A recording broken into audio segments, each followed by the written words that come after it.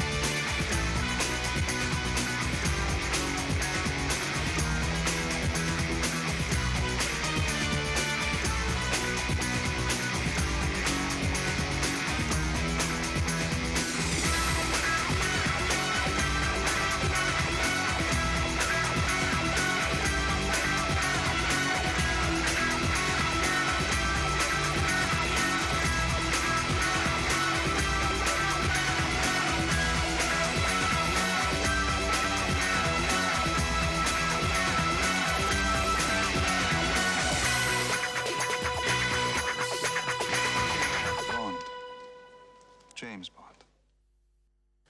Soyez les bienvenus, chers amis. Vous êtes bien dans Libre Antenne, spéciale élection municipale 2014.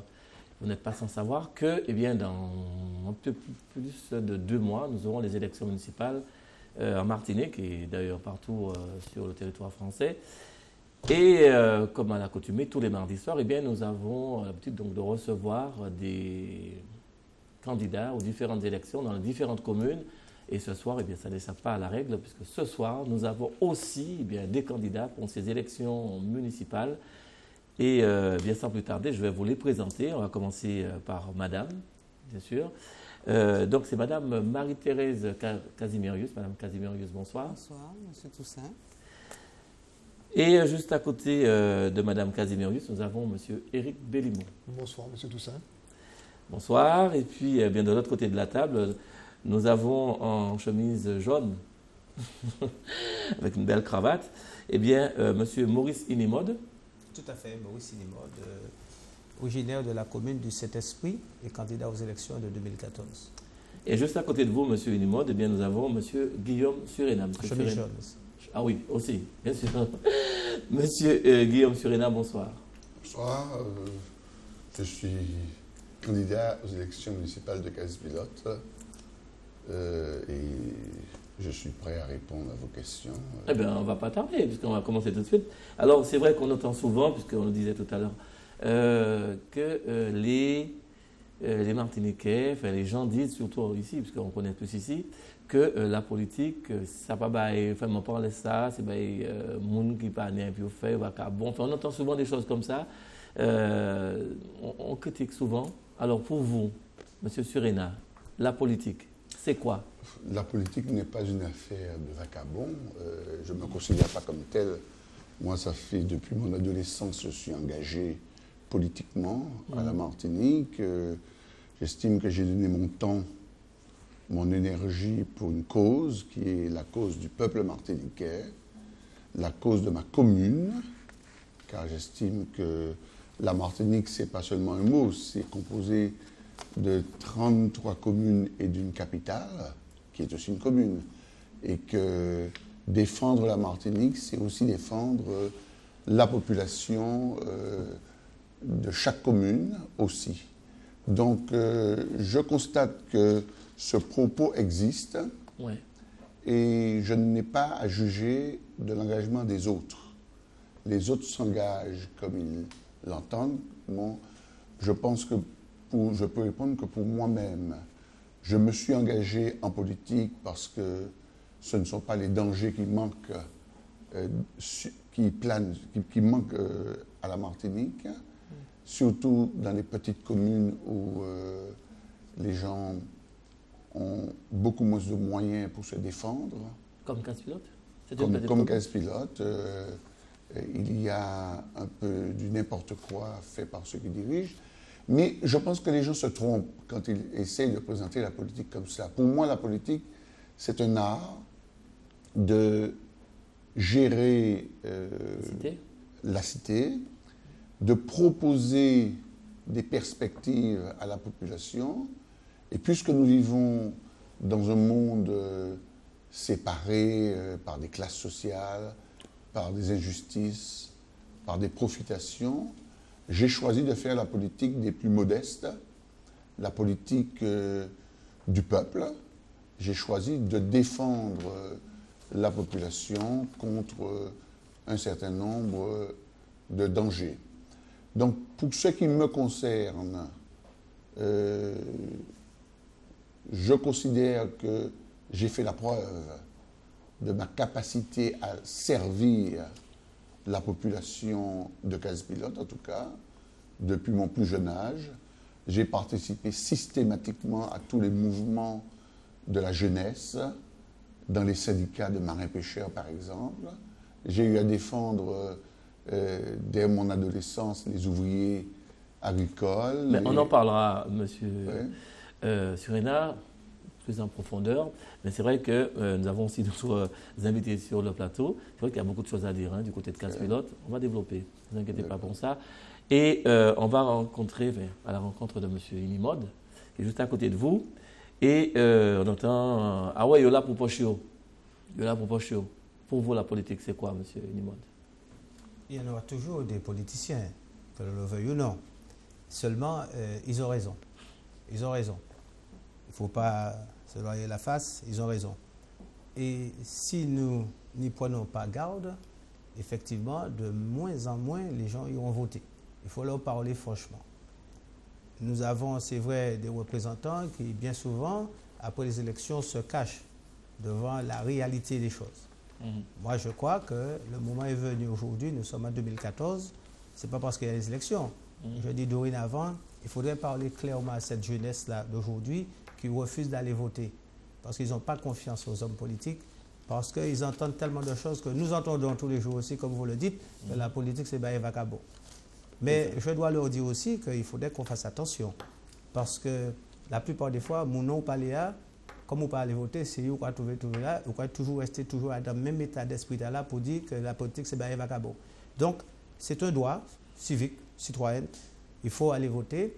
Mais seulement, je dis qu'il faut choisir les bonnes personnes aussi. Voilà. Mais comment les choisir? Est-ce que c'est marqué là, bon ou non? Il suffit simplement de choisir. Bien souvent, on vous donne 5 candidats. Nous avons encore quand même la chance, dans ce pays-là, qui s'appelle la France, d'être dans un pays démocratique. Nous avons quand même, il y a des élections dans d'autres pays, c'est qu'un tour. Ça a gagné. Nous avons quand même démocratiquement le droit de choisir, on nous donne le choix. Donc, faisons-le quand même. Bien. C'est une mode. Merci. Et puis, Madame Marie-Thérèse Casimirius, pour vous, la politique, c'est quoi? Avant de répondre à votre question, Monsieur Toussaint, si vous le permettez, puisque nous sommes au mois de janvier, je voudrais présenter aux Martiniquaises et aux Martiniquais mes vœux de bonne année 2014. J'espère que cette année sera vraiment une année porteuse d'espoir et de renouveau pour la population martiniquaise. J'ai une pensée en particulier pour tous les Martiniquais qui sont hors de la Martinique, et je pense singulièrement au point 3 et au point 3. Tous ceux de la diaspora, tous ceux qui sont en France, mais aussi en Australie, au Canada. Et je leur transmets vraiment mes vœux de bonne année 2014. Alors, pour revenir à votre question, je pense que la politique, votre question est très large. Oui, absolument. La politique, c'est à mon avis l'art de concilier ce que j'appelle un certain nombre de dispositifs. Je vais parler d'un exécutif, et singulièrement en Martinique, puisque nous sommes dans l'État français, en faveur de la population, pour leur permettre d'alerter, pour permettre, et on le voit, des évolutions législatives, pour permettre justement un meilleur bien-être à la population martiniquaise. Donc forcément, il faut qu'il y ait des femmes et des hommes qui se lancent en politique pour se mettre à la disposition des administrés et pour alerter aussi. Alors c'est vrai que j'entends comme vous un certain nombre de remarques, je dirais désobligeantes, parce qu'il y a quand même des personnes qui se présentent, qui sont animées quand même d'un bon sentiment, d'un sentiment très noble. Mais maintenant, il faut le dire, comme a dit M. Surina et M. Nimode, comme ils l'ont dit, il y a certainement au niveau de la profession un certain nombre de personnes, parce que je parle de profession parce qu'actuellement il y a un certain nombre de réflexions autour du statut de l'élu, il y a un certain nombre, mais on trouve ça partout. Des personnes qui sont animées d'intentions beaucoup moins nobles que d'autres. Mais ça, c'est la vraie vie, malheureusement. Bien. Je ne sais pas si vous pensez comme Madame Casimirius. Oui, je rejoins donc l'ensemble des candidats autour de la table. Hein. Vous savez, très longtemps, l'homme politique a montré une image qui ne correspondait pas à ce qu'attendait la population. Il faut véhiculer ce nombre de valeurs. Et une des premières valeurs qu'on doit véhiculer lorsqu'on fait la politique, c'est l'exemplarité. Donc il faut avant tout inspirer confiance. Donc non seulement aux jeunes, mais aussi aux seniors, et se montrer digne et respectueux de tous. Et souvent, cette manière de voir les choses n'a pas été de tout temps exploitée par les hommes politiques. Donc nous, la jeunesse qui vient par la suite, parce que bon, c'est vrai que nous les jeunes, on s'intéresse à la politique, hein, il faut se dire que avant tout, c'est un don de soi. C'est un don de soi. On a envie de mieux vivre pour nos concitoyens. Donc nous investissons au maximum pour que les choses aillent pour le mieux. Et c'est vrai que je pense qu'avec le temps, que les choses vont s'améliorer, que les hommes politiques qui viennent vont montrer une image différente de ce que nous avons vu par le passé. Bien. Merci, M. Bellimont. Alors, donc, juste pour vous présenter en quelques mots, alors, M. Éric Bellimont est membre du PPM. Tout à fait. C'est ça. Et donc, et aussi, vous avez créé, je crois, vous faites partie du RDS, du Rassemblement démocratique saléen. Je n'ai pas crié, hein, donc je fais partie de la mouvance du RDS. Voilà, et donc vous êtes membre du PPM, vous avez même participé aux membres, vous êtes membre du Bureau national. Membre du Bureau national, et puis président du balisier de Rivière-Salée, du Sud. Du Sud. Et puis donc responsable de magasin, donc c'est ça. Et puis vous êtes aussi responsable administratif, et puis responsable de magasin, et aujourd'hui vous êtes trésorier de l'Éclair, de Rivière-Salée. De l'Éclair Football, tout à fait. L'Éclair Football de Rivière-Salée. Voilà, succinctement présenté M. Éric Bellimont. Et puis il y a juste à côté donc, Mme Casimirius. Alors Mme Casimirius, je ne sais pas pourquoi vous avez choisi d'être l'un à côté de l'autre. Mme Casimirius, c'est un pur hasard, absolument. Donc qui fait partie aussi, qui est membre du Parti progressiste martiniquais, tout à fait. PPM. Oui, voilà. Et puis du côté de Basse-Pointe, donc dynamique pointoise. Voilà. Le groupe dynamique. Voilà, c'est le groupe. Voilà. D'accord. Et puis, vous êtes élu municipal à Basse-Pointe, vous êtes élu régional, il ne faut pas l'oublier. Donc, vous êtes aussi présidente du Palisier et du Grand Nord Tout à fait. et membre du comité national du PPM. Vous connaissez? C'est bien. Nous travaillons ensemble. Bien. Vous êtes, Madame Casimirius Marie-Thérèse, vous êtes cadre au pôle emploi Martinique. Au pôle emploi Martinique. Tout à fait. Voilà. Et puis, pour finir, hein, pour le parcours professionnel, vous êtes Pôle emploi, mais issu de l'ACD. Donc, il y a eu Voilà, beaucoup de il y a eu la transformations. fusion, voilà, fusion et tout ça. AMPE Acidic. Absolument. Et puis, on va aller à la rencontre de M. Surena, de l'autre côté de la table, bien entendu. M. Surena Guillaume, qui est dans un groupe politique, c'est Réussir en case pilote, qui s'appelle Réussir en case pilote, et donc qui était candidat de la gauche, côté de case pilote, au cantonal de 1976 et 1988, ça fait un petit moment, hein. Et puis donc tête de liste au municipal de 2001. Ouais. Et puis vous êtes orthophoniste de profession. Et puis vous avez participé, vous étiez donc à la MRJC, donc à l'époque ça s'appelait comme ça. Avec l'abbé Zahir. Voilà, oui, ça fait un petit moment ça. Ça fait un petit moment. Ah hein. oui.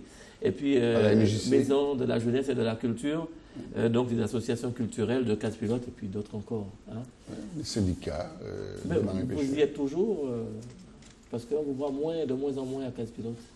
Qui vous dit comment on voit nous en D'accord, je vais vous expliquer tout ça tout C'est à l'heure. quelqu'un qui vous a raconté. Monsieur Inimode Maurice, qu'on voit là en ce moment à l'écran, donc le groupe politique qui vous soutient, Le Saint-Esprit c'est maintenant. le Saint-Esprit maintenant, c'est ça. Et puis, donc, vous étiez conseiller municipal et communautaire, vous étiez aussi conseiller communautaire. Et ça, il faut préciser que c'est du côté du Vauclin. Ah oui, oui. Absolument, d'accord. Donc, agent de constatation, vous parlez de votre position, agent de constatation à la mairie du Et du Vauclin. Vauclin. Voilà, vous allez nous dire de quoi il s'agit exactement. Et puis, donc, vous êtes commerçant, artisan.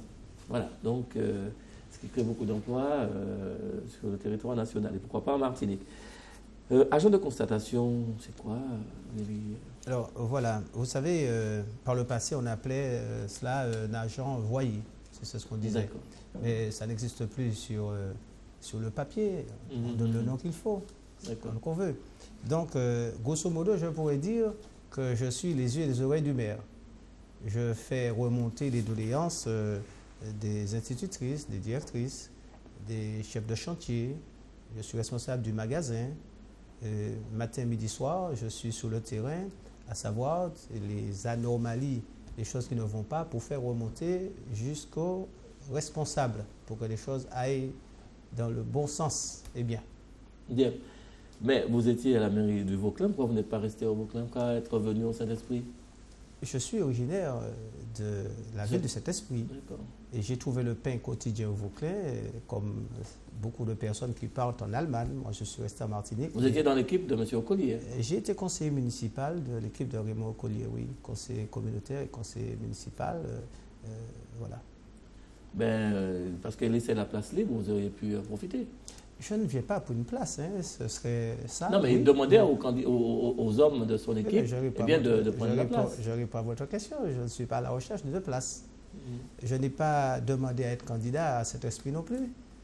Les spiritains ont considéré que j'étais assez mûr politiquement pour gérer les affaires de la ville de Saint-Esprit. Donc, ils sont venus solliciter ma candidature. Et depuis 2010, je suis sur le terrain politique à faire un travail avec eux, l'association de Saint-Esprit maintenant, pour voir dans quelle mesure nous pourrions demain matin porter plutôt un meilleur cadre de vie aux spiritains. Ah, ils sont si malheureux que ça? Je n'ai pas dit ça. Ce sont des personnes très, très bien et très intelligentes politiquement parlant. C'est pourquoi ils ont sollicité ma candidature. Bien. D'accord, on va développer tout à l'heure. Alors, monsieur Surena, alors, quand je disais qu'on vous voyait, on voyait moins, parce qu'au niveau associatif, c'est vrai qu'on ne voit pas tellement, quand il y a par exemple des matchs de football. Comment ça? Oui, on ne voit pas. J'ai été si souvent présent au moment des défaites. On vous voit que pendant, justement, non, comme il y a les élections municipales, c'est vrai que vous ne pouvez pas dire ça de moi, sortir. monsieur. Non, vous avez une présentation de choses très erronée et très orientée. D'accord. Et je vous accuse même d'être volontairement orienté. Hein, je vous accuse même de l'être. Donc moi, je suis à Caspiloz. J'ai été si souvent présent au moment des défaites du club sportif que lorsque je ne suis pas là au moment des victoires, on me le pardonne facilement. Moi, je suis un pilotin, je participe à la vie de KS Pilote, peut-être pas de la même façon que lorsque j'avais 20 ans. Je n'ai plus probablement le même dynamisme. Et puis en plus, j'estime qu'il faut laisser la place aux plus jeunes, au niveau de la MJC, au niveau des associations culturelles. Mais je suis extrêmement présent dans les contacts personnels avec les jeunes casse-pilotes. Et que les jeunes de casse-pilotes ne me demandent pas non plus de venir faire de la démagogie. Ce n'est pas mon genre de faire de la démagogie. Les gens de casse-pilote me connaissent, savent qui je suis. Vous voyez ce que je veux dire? Donc les gens qui vous ont donné les informations, dites-le qu'ils se trompent totalement. Peut-être que je me suis débrouillé autrement. Mais de toute façon, c'est vrai qu'il y a pas mal de choses à dire du côté de casse-pilote. Mais je vous attends. Et alors, donc, du côté de l'autre bord, tout se passe bien? Tout se passe bien. Nous nous sommes battus pour qu'on n'expulse pas une partie de la population. Oui, puisqu'il s'agissait de faire le grand port du côté... Non, il s'agissait de faire un projet dans le dos de la population. Tout à fait. Et que nous avons dénoncé cette imposture parce qu'on ne peut pas... J'ai un article de loi... La sérénité est revenue. Non, du côté de l'autre bord. Nous sommes véatifs, ne vous inquiétez pas. Nous travaillons, nous avons gagné ce combat et nous sommes fiers de l'avoir gagné, car on ne peut pas faire croire à la population qu'on va investir alors que les caisses de la commune sont dans le rouge. Il y a un déficit de 2 millions et pour quel que soit l'investissement que l'on fait avec l'Europe, avec l'État, avec les assemblées, il faut que la commune apporte une certaine somme. Et j'ai un article de loi du 16 décembre 1999 qui l'explique très bien. Il faut que la commune apporte sa part pour que des entreprises de ce genre puissent être réalisées. Mais on ne va pas monopoliser la parole, mais quand même, une dernière question. Est-ce que vous donnez raison au maire d'avoir quand même fait cette consultation? Je n'ai pas à me prononcer là-dessus. Il a fait une consultation. Nous sommes allés à la bataille et nous l'avons vaincu. Moi, c'est ce qui m'intéresse. D'accord. Je n'ai pas à juger est-ce qu'il avait tort, il avait raison. Il l'a fait. Nous aurions pu appeler à l'abstention. Mais nous avons été bravement et fièrement au combat et nous avons gagné. Et c'est ça qui est important. C'est que pour une fois, une municipalité en place à Casse-Pilote a été vaincue par une force démocratique, par une force populaire. Nous avons mobilisé la population. C'est ça qui est important. Parce que vous êtes en train de faire la politique que les autres ont menée contre nous, comme si nous sommes illégitimes. Quand on a gagné une élection, on est légitime quand même. Il ne faut pas exagérer. Absolument. Mais vous permettez quand même que je puisse poser des questions. Oui, mais enfin, essayez... C'est moi qui dirige l'émission. Essayez de me poser des questions qui, justement, permettent aux gens d'apprécier l'action politique. D'accord, mais je ferai... Parce que ce n'est pas une question qui aide les gens à comprendre. Monsieur Surina, je vais poser des questions que je juge nécessaire de poser. Eh bien, je vous donne les réponses que je juge vous donner. Merci, monsieur Surina. Et on va demander tout simplement à madame Casimirius, alors justement, qu'est-ce qui vous a poussé justement à être candidate du côté de Basse-Pointe? Alors, dans la présentation qui a été faite, c'est de mon fait, j'ai complètement oublié de vous dire que j'étais déjà candidate en 2008 au cantonal en Basse-Pointe. Voilà. Donc je suis simplement dans la continuité d'une action politique, aussi bien d'une représentativité que j'estime démocratique du Parti progressiste martiniquais dans le Grand Nord, mais c'est parce qu'aussi, en politique, l'autoproclamation n'est pas de mise. C'est bien parce que la population... C'est un petit peu ce sentiment-là? Tout à fait. La population de Basse-Pointe m'a demandé depuis 2008 de venir défendre les intérêts de la population parce qu'ils estiment qu'il y a actuellement un maire en place qui ne répond pas dans son projet, entre guillemets, à leurs attentes, et c'est ce que j'essaie de. C'est pour cette raison que je suis candidate. Ne répond pas à leurs attentes. Ça veut dire qu'il n'y a rien de fait, il n'y a rien de se faire. Ben, selon la population, puis je pense qu'il y a une grosse insatisfaction, sinon je ne serais pas là. Mais si vous voulez, pour être beaucoup plus concrète, hein, je l'ai dit à certains de vos collègues, je pense qu'il faut de temps en temps que les médias se déplacent dans les communes et voient l'état de la commune de Basse-Pointe. Je vous assure qu'il y a beaucoup de choses à dire, d'autant qu'à travers la proximité, vous avez, c'est vrai qu'on parle de la DGF qui n'augmente pas, le service de l'État, mais je pense que la population n'est pas dupe pour un certain nombre de raisons. Vous avez à côté des maires qui ont aussi des petits budgets, comme le maire du Lorrain. Je ne suis pas là pour faire de la publicité pour Justin Pamphile. Vous avez aussi... On pourrait le penser. Vous avez aussi le maire de la Jupa-Bouillon qui fait un certain nombre qui a réalisé de très belles choses, ainsi que Justin Pamphile. Là, je suis très factuelle. Et la population, il y a même de constater. Il y a aussi un autre élément dans la vie politique, je veux dire globale martiniquaise, c'est que le Martiniquais actuellement... on assiste à une démocratisation des voyages. Le Martiniquais a la possibilité d'aller, pas seulement en France, mais dans d'autres pays et de voir des petites communes, surtout des communes rurales, où il y a un certain nombre de réalisations. Et ils sont en droit donc de se poser des questions et de demander à quelqu'un de venir pour leur permettre de répondre à leurs attentes, à leurs aspirations. Il faut dire quand même qu'à Basse-Pointe, c'était la commune d'Aimé Césaire. Il n'y a pas que seulement Aimé Césaire à Basse-Pointe. C'est vrai, je le dis que c'est un engagement fort. Faire de Basse-Pointe la capitale culturelle du Grand Nord, ce n'est pas un vœu pieux. C'est parce que Basse-Pointe est une ville qui est chargée d'histoire à travers des personnages illustres qui existent à Basse-Pointe.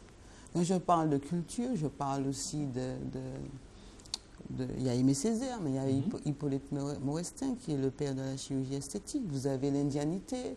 Vous avez aussi...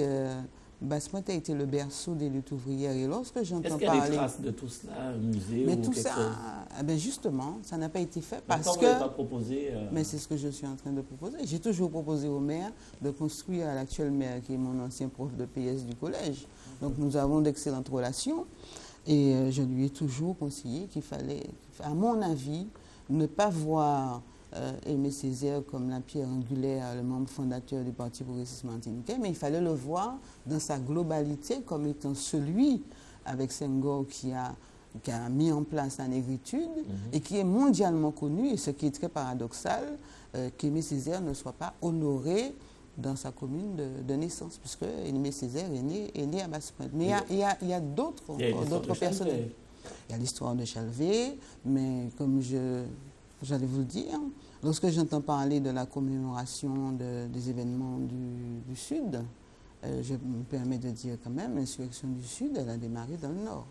Pourquoi, d'un côté, le Sud parle de ces personnages et le Nord, on joue lettre morte. Vous parlez du Lorrain, quand même fait dans le mais heureusement qu'il y a vous me dites, je ne fais pas, c'est pour ça que je vous dis, je ne fais pas de publicité pour Justin Pamphile, mais c'est au moins celui qui a eu le courage de donner du sens au mouvement du 14 février à Chalvet. Bien, on parlera du stade tout à l'heure. Alors, juste pour rejoindre M. Bellimont. M. Bellimont de Rivière-Salée, là encore, désolé de le dire, mais déficit d'image du côté de Rivière-Salée.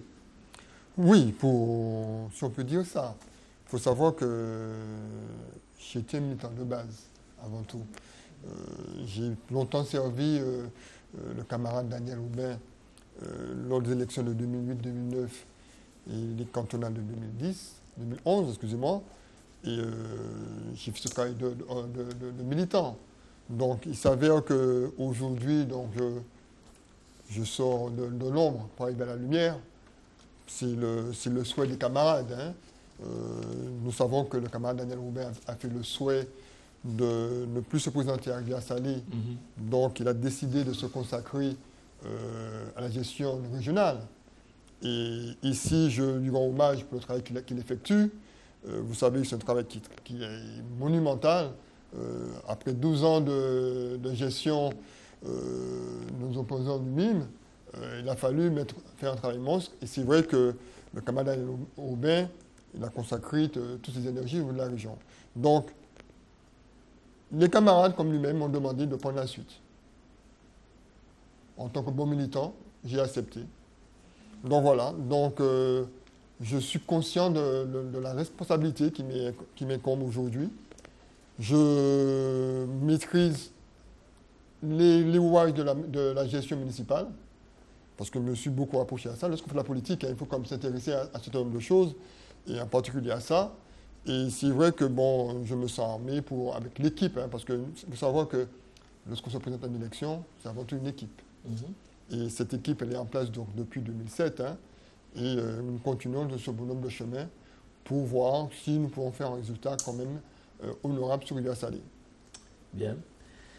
Eh bien, M. Maurice Inémot, donc résultat honorable sur Rivière-Salée. Peut-être qu'au Saint-Esprit, peut-être l'espérance aussi d'un résultat honorable, peut-être même mieux. Alors donc, le Vauclin, vous étiez donc dans l'équipe de M. Roucoulier.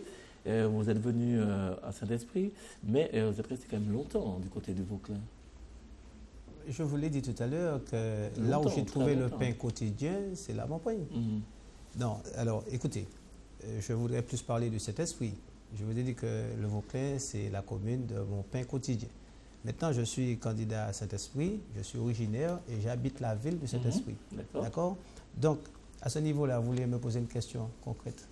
Non, au niveau du Saint-Esprit, non, parce que, justement, parce qu'on aurait pu penser qu'en ayant fait tant de temps du côté du Vauclin, on ne peut pas revenir sur le Vauclin encore, mais tant de temps du côté du Vauclin, bien, ce serait tout naturellement que vous preniez les rênes de cette commune, enfin, que vous vous présentiez en tant que candidat du côté du Vauclin. Et c'est vrai qu'au Saint-Esprit, étant absent pendant de longues années, je peux quand même poser la question, de longues années, il y a peut-être des gens qui se demandent, mais qui vous êtes? À Saint-Esprit? Oui. Mais je vous ai dit que j'ai été chef d'entreprise à Saint-Esprit. Oui. J'ai travaillé pendant longtemps, je suis né à Saint-Esprit, les spirituels me connaissent. Donc, pas à se poser cette question-là. Seulement, si vous me posez une question sur ce que nous avons comme projet à cet esprit, je me ferai un plaisir. Non, mais ça viendra. Mais c'est surtout que les gens, parce que les gens se posent des questions, parce que quand même enseigner, je suis quand même allé voir les personnes. Donc les gens se posent des questions dans la rue. Il faut pouvoir aussi écouter les questions que la rue se pose. Sinon, si vous voulez me demander de poser les questions que vous souhaitez poser, il n'y a pas de problème. Mais si vous voulez parler du projet, donc ça faisait partie de l'émission de ce soir, on peut aussi en parler tout de suite, c'est-à-dire qu'on élimine le reste. Donc comme on a du temps, vous voulez qu'on parle un peu de tout? Oui, c'était juste pour parler de tout, simplement Saint-Esprit, ce choix, parce que vous êtes du Saint-Esprit. Alors vous voulez savoir pourquoi je suis revenu à Saint-Esprit et pourquoi je ne me suis pas présenté au Vauclin? Oui. La question ne s'est pas posée. Je n'ai jamais cherché à être candidat au Vauclin. Je vous l'ai dit tout à l'heure, que des spirituels ont considéré que j'étais assez mûr politiquement. Ils sont venus à ma rencontre et ils voudraient que j'apporte mon savoir à cet esprit. Et c'est pourquoi je suis candidat à cet esprit. Et voilà. Voilà. Alors donc, mais d'après vous, qu'est-ce qui manquerait à la commune du Saint-Esprit? Voilà. Là maintenant, on commence à parler de cet esprit. Je préfère. Alors écoutez, il y a une jeunesse aujourd'hui qui traîne les rues et sans avenir meilleur du lendemain. Donc, le Saint-Esprit, maintenant le mouvement politique dont je suis le candidat, nous avons opté à travailler dans le sens, par exemple, je prends ce cas concret, j'ai un rapport ici du pôle de l'emploi qui nous donne, par exemple, 49 bacheliers avec bac plus 2 et bac plus 5. Le Saint-Esprit. Voilà. Et alors qu'ils sont au chômage. Donc, que devrions-nous faire demain matin? Est-ce qu'on va les laisser encore davantage? Il y en aura encore l'année prochaine et d'autres années. Ils seront au nombre demain.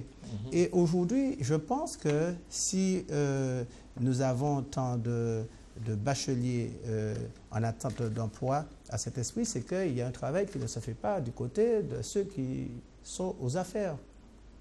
Par exemple, mais nous avons aussi les jeunes, je pense que dans toutes les communes aussi, il y a des jeunes qui